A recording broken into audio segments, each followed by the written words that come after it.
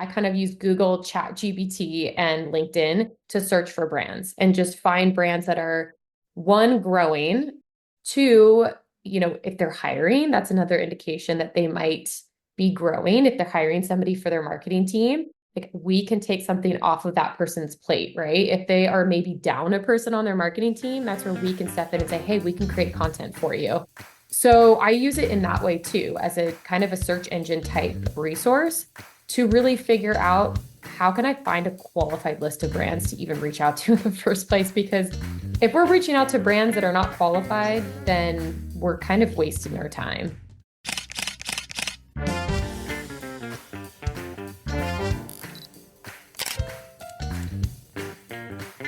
This is your host, Dyutama, but you can call me DJ. And I love to inspire food photographers to dream. I spent 15 years as an architect studying buildings and constructing hospitals before taking the biggest leap of faith of my life, which was setting up a food styling and food photography business right from scratch. If you're a dreamer like me, wanting to start a new photography business or grow your existing food photography business, jump right into a world where I share practical, actionable strategies to improve your photography skills, to work with clients, make more money, all with a fearless mindset. This is the My Food Lens podcast, and we take you one step closer to your dreams. So let's go.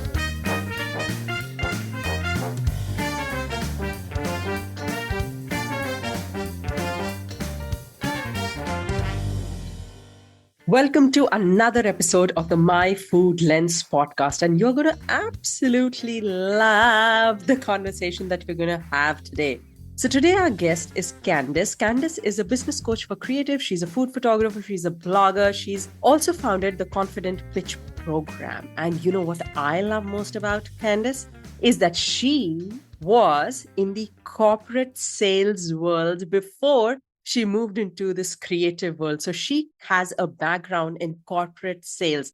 And that is why she's our guest on the podcast today to talk all about sales and marketing and the missing piece in the puzzle in our business.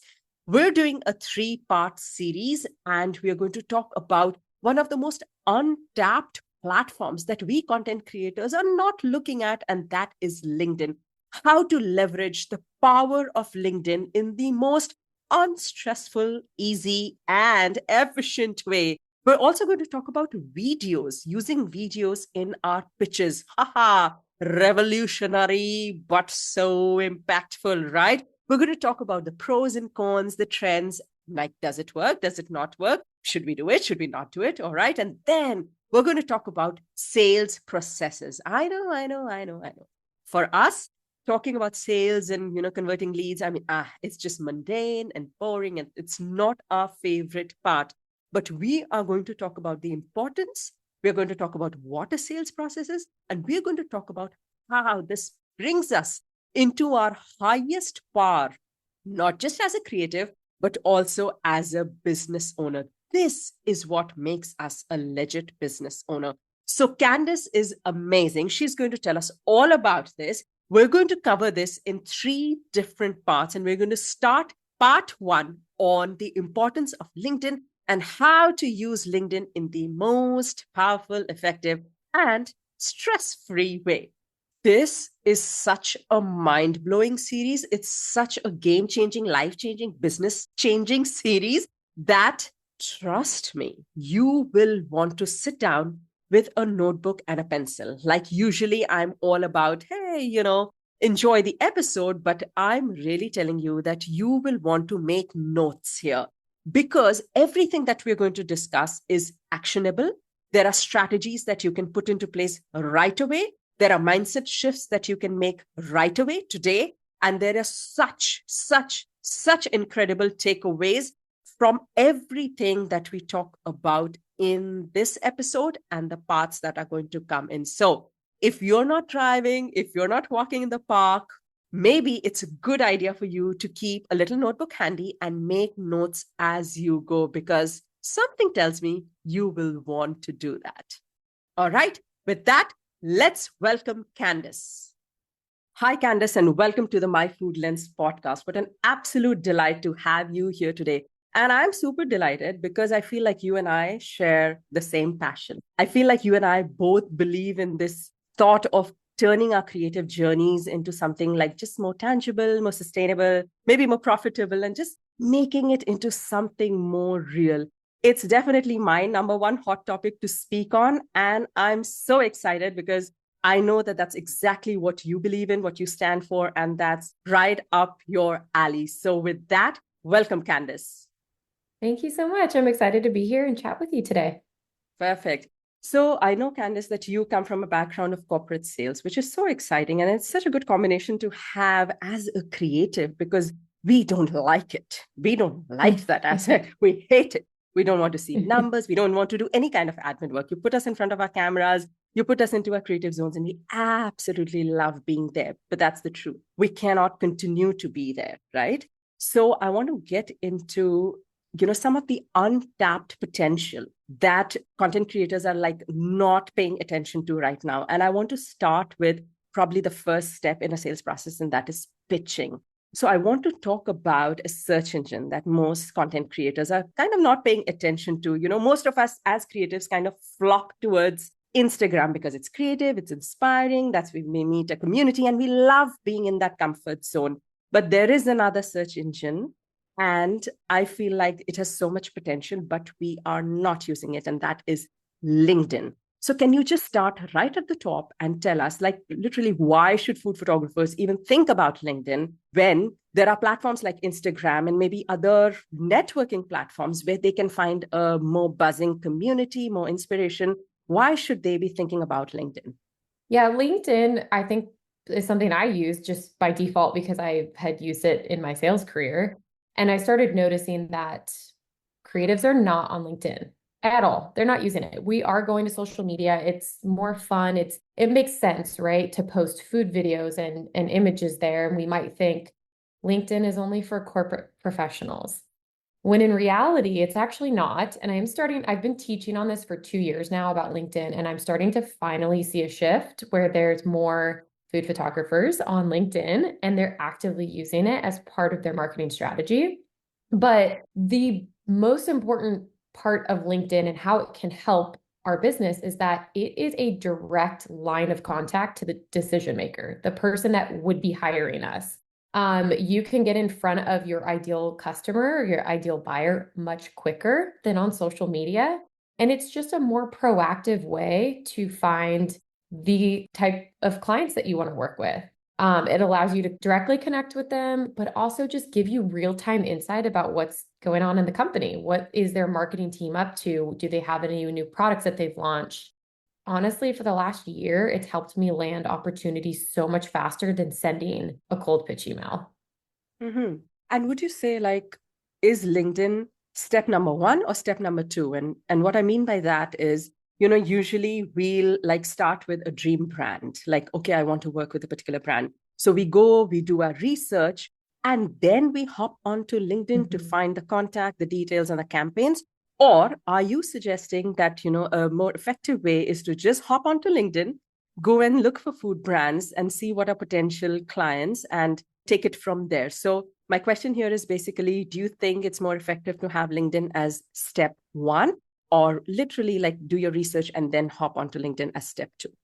Both. I think it depends on the situation. I mean, my pitching strategy every month is I do two things. I create a list of brands that I want to work with, but that doesn't necessarily mean if I want to work with the brand that they're the best brand to work with.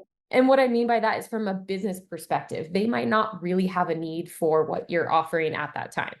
So there's a part of qualifying your ideal customer, and that is step one, right? Is you come up with this list of dream brands and then you go and you research and you're like, okay, how do I think I can help this brand?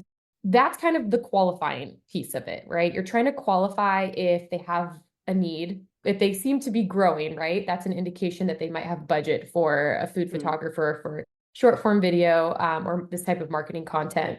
I use LinkedIn though, in that instance, if I'm starting with like a cold list of brands that I've never communicated with, I would use LinkedIn in that way where I go and do research, and LinkedIn is part of my research process.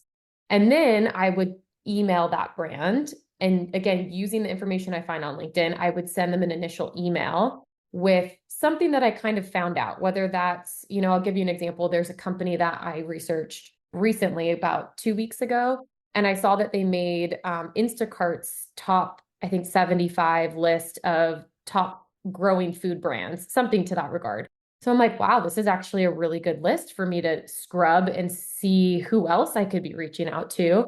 But I used that information when I was reaching out to this brand via LinkedIn or via email to say, hey, I saw this article that you guys were in as one of the fastest growing food brands.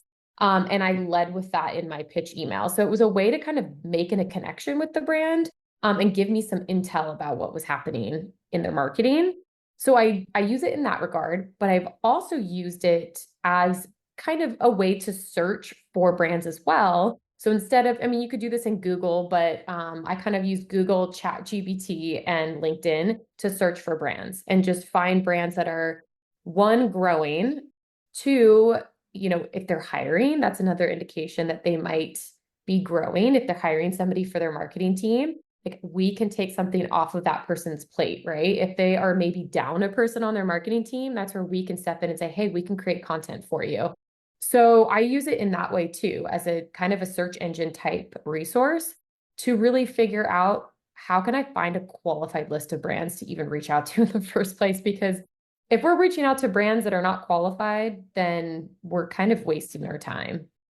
I love it. I love it. For me, really, there are two things here that really stood out. And one of them is really, we might dream of working with Nestle and Cadbury's and McDonald's, but we see all, the beautiful websites and we see the beautiful photos and maybe even the social media content. But it's when we go onto platforms like LinkedIn, you brought up such a great point that we can actually see what they're actively working on. And maybe they're not actively working on anything at all. Mm-hmm. So we can nurture this dream of working with this big brand, but that timing is not appropriate for us, or it's not meant for us to work with them because they are not looking for any kind of content at that time. So LinkedIn can be such a great tool for that. I also love the fact that you said that it's flexible. You can use it for anything you want. You can start right from scratch at LinkedIn, or you can use it to supplement whatever other searches that you're doing. Absolutely love it. I do have one question. You said that for you personally, in the last year that you've started using LinkedIn, you found that it's more effective versus sending out a cold pitch email. But when you are reaching out to someone on LinkedIn, it's still cold. It's not, have you connected with them before? Like, how have you warmed them up? I would still think that if you're reaching out to them for the first time, whether it's LinkedIn or email, it's still cold. So correct me if I'm wrong, and just clarify this a little bit for us. Yeah, no, you're correct. I use LinkedIn. Sometimes I will connect with them before they have ever heard of me or we've had any interaction, right? And I don't do that often. I would say that's not predominantly how I use it. I mostly use it as, okay, let's say I've used it for research, I've connected or I've seen who's on the marketing team, I've sent them a cold email, and then maybe I followed up once or twice to that email. And then maybe like the third interaction or fourth interaction, I'll say, okay, I'll send them a connection request on LinkedIn. I like to think of pitching and cold pitching or any sort of client outreach. We use the word pitching, but really I try to think of it as like we're nurturing or building a relationship. So when you're building a relationship from square one, you want them to just know that you exist. You want them to see that you're commenting on maybe a recent post. You could do this alongside Instagram or social media platforms. We want to diversify where we find our income and make income. We want to diversify where we reach out to brands as well. They're going to be active on Instagram. That's a given. But there are some brands who are very active on LinkedIn. I have used it so many times to land brand deals because like there's a brand last week that said, "Ooh, we have a new launch coming. We can't tell you what that is." They were teasing this new product launch. And I'm like, oh, they're going to need content. They're going to need photos for this. They're going to need content. I was already thinking of ways to reach out to them, but because I had that timely information about something that they were launching and they gave the date, it was March 1st that they were launching it. So 2 days ago, and it gave me that intel. But to answer your question, no, you're right. It is still cold if that's your first outreach. So I think of like pitching as touch points. And we're wanting to make these little micro touch points every time we're reaching out, whether that's email or commenting on a post that they did or interacting with a LinkedIn update. I mean, this could be, again, LinkedIn, social media, but just to reference like the best, most effective way to use LinkedIn, I've used it mostly as like a third or fourth, I call touch point after you've Mm. already kind of Mm-hmm. researched the brand. Maybe you've already sent them a few emails. At that point, I will send a request to connect. And then once they've accepted the connection request, I will then message them on LinkedIn and say, thanks for connecting. I saw your brand was up to, XYZ, whatever it is that you noticed in your research, and just say, I'm looking forward to seeing how your brand grows in 2025. And if you want to take it one step further and you're feeling ambitious, you could even say, I would love to get on a call with you and just learn about your marketing strategy, what you guys have going on, and see if I can be an asset to your team. Lots of ways to use LinkedIn. I Yeah, could go on yeah. and on, but no, to clarify, you are right. It would be cold if it's the first outreach, like you're just connecting with them. And honestly, sometimes I do that and they accept my connection request. They're more likely to for some reason on LinkedIn than if you were to just DM them on Instagram and send them a pitch email, right? Sometimes it's just softer to be like, I'm going to connect with this person. It makes sense. I'm a food photographer and they work for a CPG brand. So I say test it out and see what works Yeah, for you. There's no right or wrong, really. yeah, yeah. And I have a confession to make in this. I'm a cold pitcher. I really am. I'm Me like, too. and it's worked for me. And I'm sure that there are so many different ways to do it. And we kind of have to test, where our strengths lie and what's Mhm. working. And not every technique or every strategy works for every brand. You're so right in saying Yep. that. You kind of have to, diversify not just in the brands or your business or your income, you have to diversify in your strategies. So Yeah. I love that. I do want to ask you, like, once you have kind of, let's say you've landed on LinkedIn, how do you start this search? Let's say somebody is not sure who they want to work with. Are there certain key terms or search terms, like F&B brands is like a basic given, but is there hmm anything else that they should be looking for? Anything that really gets them closer to the real deal? What would you say?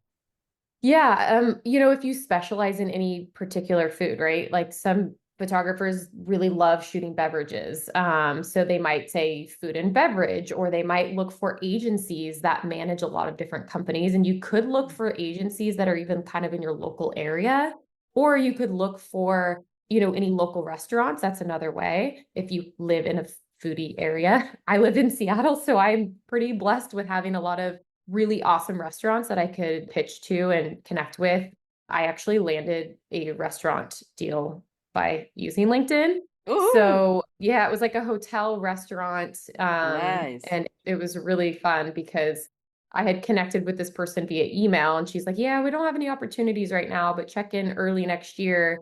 But because I was connected with her on LinkedIn, I Mm, saw that they had a new restaurant opening nice. and it was in October. So it was before the timeline she had given me. And I reached out to her and said, hey, I'm available if you guys need any images of your new menu. And she was like, can you be down here in 2 weeks? Wow. So it's just you can use it in that way too. But yeah, I would say if you specialize in anything, you can use those keywords, right? Or if you're looking for any specific role, like a marketing manager or a VP of marketing, any type of person that you'd want to reach out to, and then you could input the company name. That's a great way to leverage it as well. I don't know if you've used it just to generate a list of brands to reach out to. I actually haven't used it so much for coming up with a list of brands. I've used it more like, okay, I have a list of brands. Now I want to use it to qualify the brand and like start doing my research. I've actually used ChatGPT to help me Mm, come up with a list of brands. And nice. one of the key things that I put in to get a qualified list is I will say, what are the predicted top 10 food trends of 2025? Okay, now I have a list of food trends. Within those food trends, like let's say it's gosh, I'm blanking on a food trend right now. Not vegan, but meat alternatives. Yep. Like what would you consider a food trend in Oh, this? I know there's like I just looked for this high up a couple protein, high ago. protein. Yeah, Yes. Oh, I would do yes. high High protein. protein. Oh my gosh. Yeah. Yes. So you could say within the high protein food trend, help me think of, 10 ingredients that would be in a high protein diet. And then you could say, okay, within those 10 ingredients, can you help me create a list of 10 brands that are growing within each category that are under the radar. And I say that because oftentimes, like you brought this example of these large companies like a McDonald's or Nestle, those can one take a lot longer to get your foot in the door. There's a lot Mm-hmm. more red tape. There's more people. Sometimes they work with an agency. Sometimes they have an in-house marketing team. It's just a lot more to actually land. Not to True. say it can't be done. It's just a little bit can be more difficult. So I have found the most success in my business going after small to mid-sized companies Mm. that are growing. Mm-hmm. Because if you think about it, they want to compete with a Nestle or McDonald's. They need content to compete with these big companies. So if you can target a company that's growing and they're growing quickly and they're launching new products, that's when they have a really strong pain point to hire a photographer. And so it's a little bit easier to land those quicker, but you have to get them at the right time. So I actually use ChatGPT to help me create this list. And then I go to LinkedIn and I'm like, okay, now I need to find the person. I need to research. I need to get some intel. And that's kind of been my process that's worked. But I love that we're talking about different ways we can use it because it's making me force myself to want to use it in different ways. And I'm loving it. I'm loving it, because I tried using ChatGPT, and this was like way, way early on. So probably I was quite a novice in using ChatGPT. But when I asked it for doing some kind of internet research, it's like, I'm not equipped to do this. It gave me this blank, like point blank, like, this is not my job kind of a Oh reply. no. But I'm sure that it has kind of graduated to the next level. And now with like the algorithm building on what people are searching, it has definitely elevated its searching abilities. I absolutely love this tip. I think this just makes it so much easier for photographers, bloggers, content creators to just kind of ease this headache of, now I need to go on Google and look at this. And you said that you're looking at food trends, but I would also say that and maybe you mentioned this as well, is your focus. Like maybe you are only catering to vegan brands or women-owned businesses or home-based businesses, or those could be such specific places to look for as well on ChatGPT, and then quickly go onto LinkedIn and do your search because you're so laser focused on exactly what you're looking for. Yeah. Yeah, for me, I think I have not, I'm guilty of that as well. I have not used LinkedIn as much as probably you have, but for me, LinkedIn has been the absolute go-to to find contact, to find the right person, and it's legit. You just know that it's legit. Mm-hmm. And that is what, Mm-hmm. because when you're on the internet and you're researching, you're like, you're looking at all these databases and they're just all over the place. So for me, the most powerful thing that has come out of LinkedIn for me has been getting to the right person. And especially when we do write our pitches, let's say, even if it's a cold pitch email, which I pretty much do all the time, I know how to address the person by their first name. And that makes all the difference. Hi, Amanda. Hi, Yes. Mary. Hi, John. Hi, whatever. That is such a deal breaker when you're pitching, because immediately it puts you in the position of warming them up, even though it's a cold pitch. So I love everything that you've said here is so powerful. Really, I'm sure everybody's brains are just buzzing with ideas. And what I love is that everything you're saying makes their life easier. And nothing is tough in this. It's just easy. So I'm going to switch to something that is part of this process. Nowadays on Instagram, you see how people are always talking about, oh, is your bio helping you get leads, and customize your bio, and your bio should be like this. And those 3 sentences on Instagram are apparently deal breakers, apparently. All right. And they are literally 3 sentences, but LinkedIn is so much bigger, better, more powerful, because you can put so much more on your profile to be able to attract the right leads and really keep them, even as connections on a long term. So what do you think that food photographers can do basically to optimize or to add on the LinkedIn profiles so they're attracting all these amazing clients who are hanging out on LinkedIn?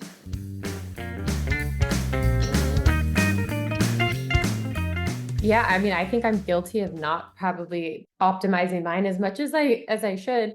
But think about the keywords that they would be searching for if they are looking for a food photographer, right? I mean, if you are specific in a specific niche, or if you are just generalized, you could say food photographers, CPG brands, and e-commerce. I mean, you could keep it pretty open. So whatever type of brand you are trying to attract, I would use those keywords. Again, you can use ChatGPT to help you come up with a list of keywords. I Yeah, honestly only started leaning into ChatGPT recently, so that's why I'm very much like it has I love made my it. process so much Yes. quicker.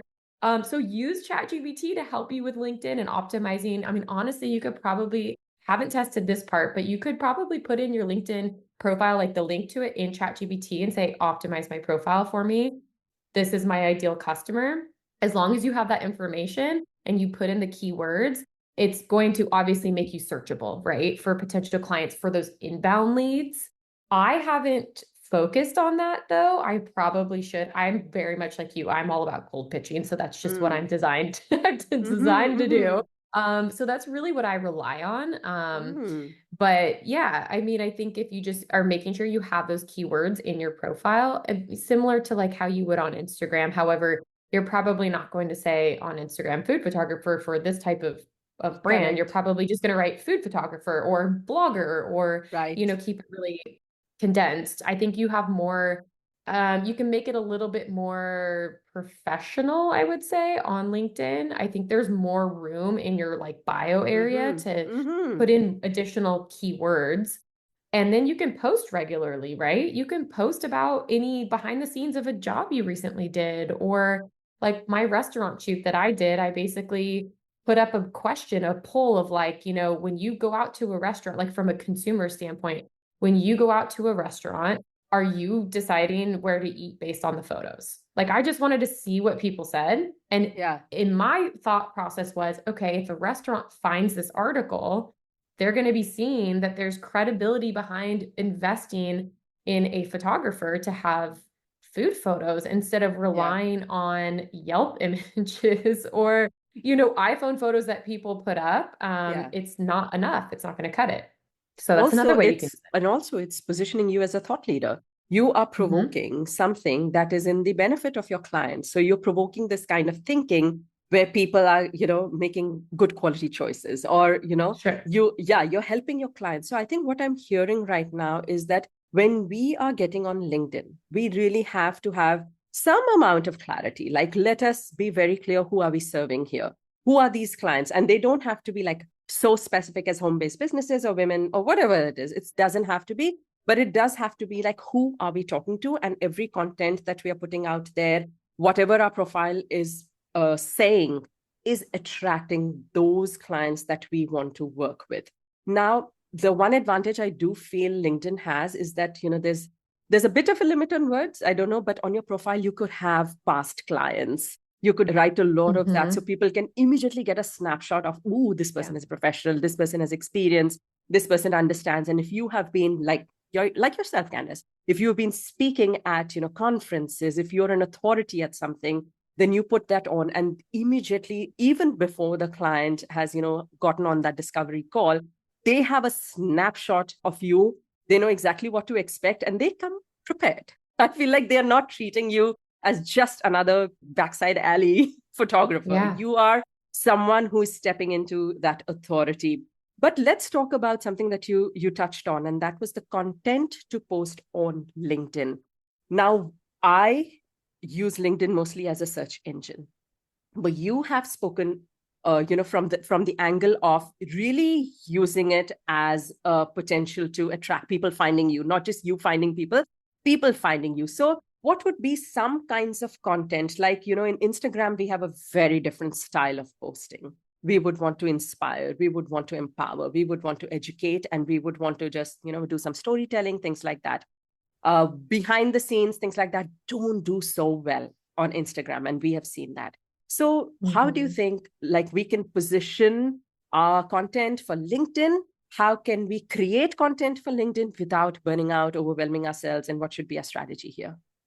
Yeah, I don't think we need to create new content for LinkedIn. I think it's to be determined how best creatives can use LinkedIn as a posting tool, right? I don't use it regularly to post. I have posted on it. I think, like anything, if you're going to use it in that format, it will require consistency to kind of see what are people interested in, what are they responding to.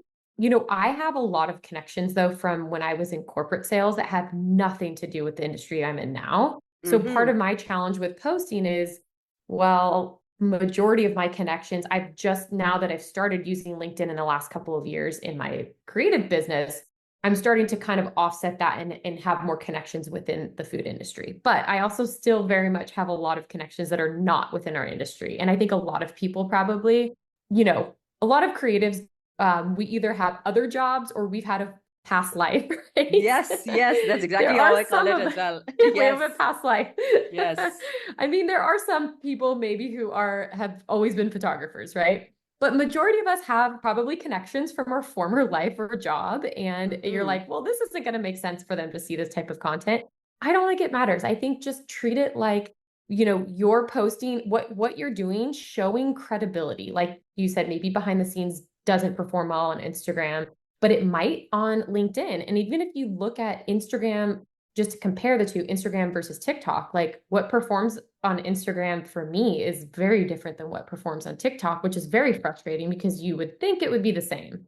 So for LinkedIn, I don't think we need to create new content. I just think Mm-hmm. we need to understand our ideal customer, what their pain points are, and then speak to that and be able to Mm. show one, like credibility. We could Mm-hmm. share testimonials. We could share about a recent job that we went on and a struggle, or maybe something that we overcame, like that happened at a shoot. You could, talk through how you overcame that with your client and what the results were. That boosts credibility. But again, I don't think we need to add LinkedIn as like a daily, you need to post something daily. Mm. I think it's like Mm. a every once in a while, let's test the waters and see to add some credibility. Or again, if you have something new in your business, hey, I'm excited to work with this new client. Again, you can tag them, and then having that keyword will make it searchable for other potential clients. So the other Yeah. thing that I do that works really well is if you've worked with any particular type of client, is to come up with a list of their competitors. So if you work with a client, like I said, you could post that on LinkedIn that here's my previous work from a restaurant shoot or whatever type of shoot it was. And again, their competitors are likely going to see that. So I think just by default, it's going to bring in leads or eyeballs. Actually, I have an example it made me just think of. Mm. Okay, so this restaurant shoot that I was telling you about that I got from LinkedIn, it was at a hotel restaurant. So a I created kind of like a mood board or just a visual of all the images together. And I posted that. I did two different posts. One was the description of like, or the question, the poll of, when you're choosing a restaurant, do you look at the food images? Here's my latest work at a restaurant shoot. So that's one. The other one was I just kind of did your generic, like, my recent photo shoot from this restaurant. Well, that restaurant reposted it. And then I went to their repost and I saw who interacted with it. And I saw that there was a hotel reward company. So, like, it's like a rewards program for boutique hotels, had liked the post. So I started investigating further into this. I went to their social media and I saw that they don't have any video content. They had two reels. And I'm like, what hotel brand doesn't have? That's how you Mm. sell a hotel, is videos. I mean, so I'm in communication with them right now, and I pitched them on the idea of me going out more and creating UGC style content. Mm-hmm. I have a couple of trips coming up, and I was like, I can stay at your hotels and create video content for you while I'm there. So that led to another opportunity just by my client reposting what I had put on LinkedIn. They have similar contacts within the industry. So it led me to this other hotel contact that opened up the doors to an opportunity. So Amazing. Amazing. And I think what was smart was that you identify the gaps. Like you were there looking at what do they need? What do they need? Where do I step in? What can I bring to the table that no one has brought in yet? I think that's where we need to really channel our efforts and energy. And I feel like sometimes we just go too traditional, too usual, too conventional, mhm. and we're just offering the same thing that the other photographer is offering. So the moment we can start looking at the gaps and stepping into that power, I feel like that's where everything unfolds. So huge congratulations on that. By the way, it sounds Thank extremely you. exciting. Yeah, Yes. I love it. And that just shows how powerful. Also, I feel like you made the effort. you did not just post that post and have it reposted. You made the effort to go back and check. You were on your research, you put on your research hat. You were being investigative. You're like, what's my next step? Now, how do I maximize this? We talk a lot about just building on the efforts that we are already putting in. You've already done all of that. So you going, checking in, then you going, doing your research. It's just building the blocks. I mean, one layer over the other. Absolutely love it.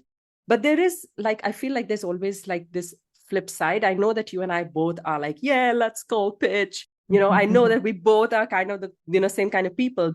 And I'm sure that everyone who's tuning in right now has been like kind of bombarded with spam and tons Mm-hmm. of people who contact them on Instagram or on, even email that, hey, we are looking for collaboration. Hey, we're looking for this. And, there's just so much spam out there that it's really hard to sometimes even filter through. You really feel like, sometimes you lose out to the genuine ones because you feel like, oh, is it spam again? So especially on LinkedIn, I'm sure it's the same. There's so much of this phenomena that we, see happening just like Instagram. So how do you think, like, what could be the best way that we can reach out on LinkedIn in that, cold pitching way, but at the same time, not sound salesy, not sound spammy, get their attention and have that hook, basically? What would you suggest? I think it's the same whether it's LinkedIn or via email or cold DM, even on Instagram. The core of it needs to not be about you. It needs to be about how can I help them and showing a genuine interest in that. And if your message comes off that way, they are way more likely to reply to you. I never go in with initial cold pitch email or cold DM or cold message via LinkedIn and expect them one to reply right away, because the chances of them replying after one outreach is not likely nowadays. I just gave a talk on this 3 days ago, how it's getting a little bit more difficult to get. I don't know if you've experienced this. I would actually love to ask if you've experienced this. But I felt this really so much last year in 2024. It was getting more difficult to get replies to my emails than it had been before. And, it's always taken several follow-ups. Like that's just a normal, like statistically speaking, they have done studies that have shown that I think 80% of replies happen after email 3. But Mm-hmm.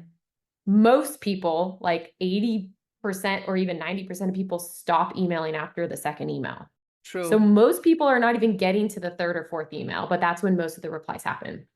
So keeping that at the forefront of this conversation and using LinkedIn, I don't ever really expect them to reply after the first time. I'm just like, hey, I want to build a relationship. An example could be, you connect with them, they accept your connection request. And then I might say something, I might send them a message right after saying, thank you so much for connecting. I recently saw that your brand was recognized for, insert the thing that they were recognized for. Like the example I gave you earlier, I saw that your brand was recognized for, oh, there was a cottage cheese brand that I used as an example in my workshop last week. And the cottage cheese brand that I used as an example was, they had an article that said that their sour cream was like recognized for some food award. And I was like, I saw that your sour cream was recognized for this, award. That's amazing, blah, blah, blah. And then you just want to say, like, I'd love to learn about the company and your marketing goals. Like, do you have time to connect?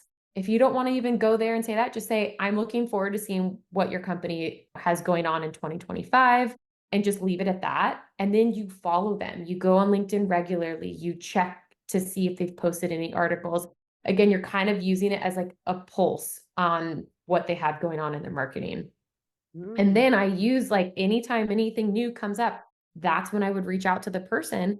And I would, if I have an idea that's genuine, like, I'll go to their Instagram and I'll kind of look at like what type of video content is performing for them.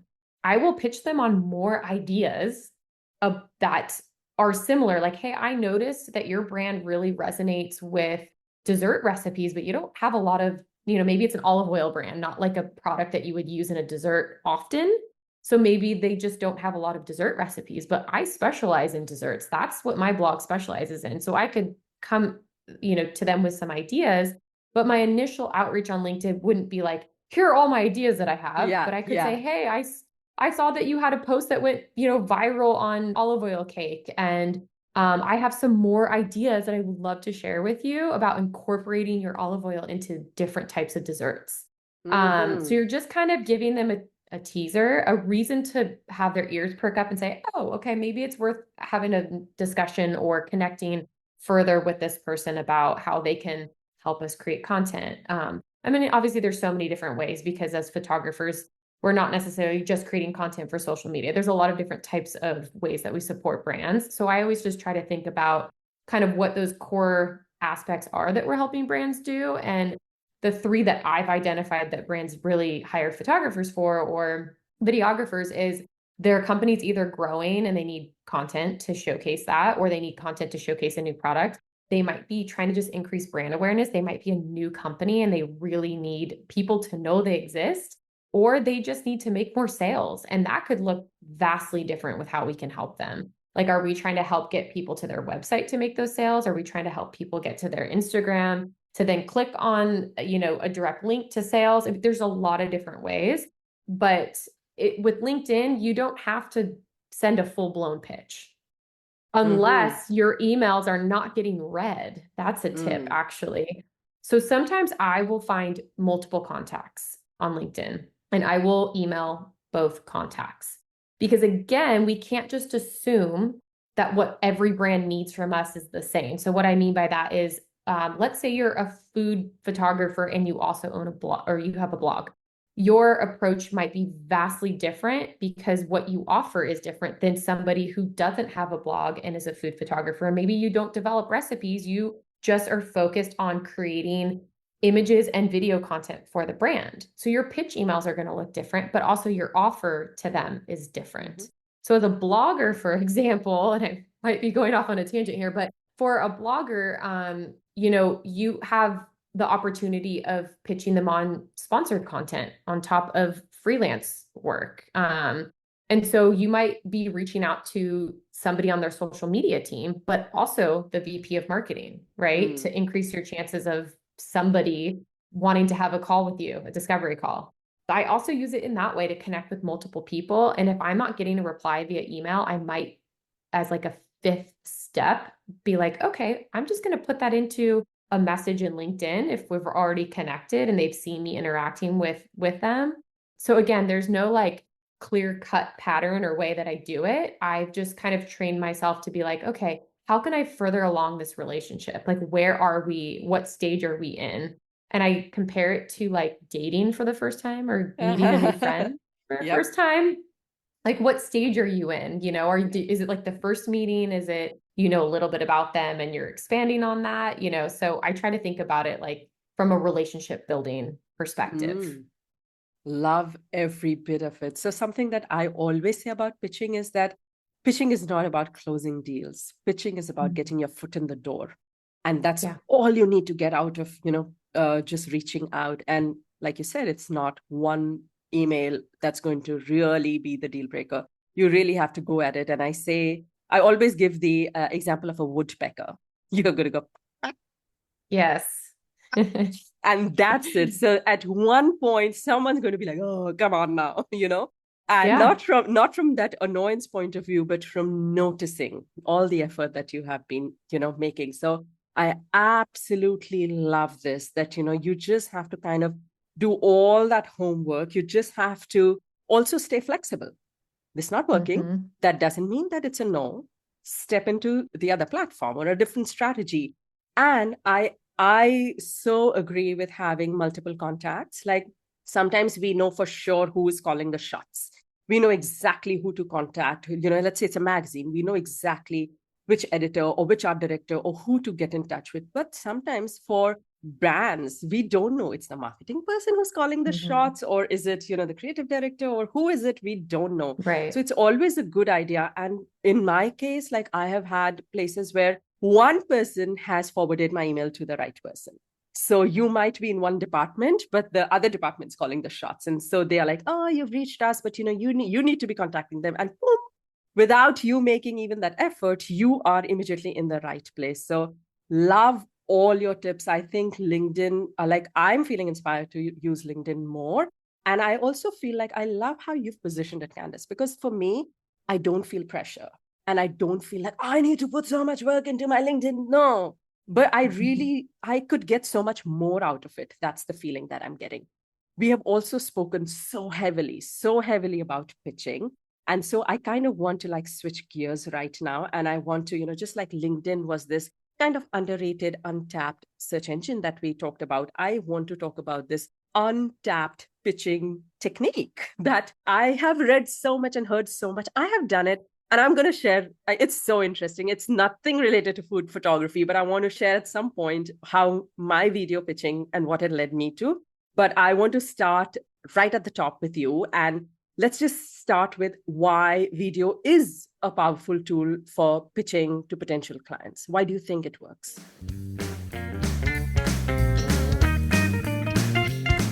So that was part one of our conversation with Candice. And tell me that you are not already on LinkedIn or you're not already thinking of LinkedIn. I mean, come on now. We all know how frustrating Instagram has been, right? And we all have also been frustrated with not getting enough projects, not reaching the right people, just having some kind of like these pitching issues. LinkedIn just comes in as such a breath of fresh air, and it actually comes in as such a powerful tool.